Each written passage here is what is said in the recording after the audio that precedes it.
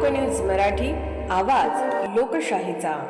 विटा शहरात आरोग्य सेवेचा विश्वासार्ह आधार आदिती मल्टी स्पेशालिटी हॉस्पिटल संचलित बंडगर हॉस्पिटल विटा, महात्मा फुले जन आरोग्य योजना, आयुष्यमान भारत व बांधकाम कामगार योजनेअंतर्गत शस्त्रक्रिया आणि उपचार पूर्णपणे मोफत, हाडांवरील सर्व प्रकारचे ऑपरेशन्स, वेदना निवारणासाठी ब्लॉक इंजेक्शन, डायलिसिस, मूतखड्यावरील सर्व प्रकारचे ऑपरेशन व उपचार, जनरल सर्जरी, अपेंडिक्स, हर्निया, मूळव्याधवरील ऑपरेशन व उपचार पूर्णपणे मोफत। सावरकर नगर, खानापूर रोड, विटा। संपर्क आपल्या स्क्रीनवर। सांगलीच्या चिंचणी वांगी पोलीस ठाण्याच्या हद्दीमध्ये आरोपी अजित विजय जाधव वय वर्ष 32 राहणार तडसर, तालुका कडेगाव, जिल्हा सांगली याने 2 ऑक्टोबर 2022 ते 27 जानेवारी 2023 या कालावधीमध्ये फिर्यादीस तलवारीचा धाक दाखवून मारण्याची भीती घालून रस्त्याकडेला असणाऱ्या शेतात नेऊन जबरदस्ती केली।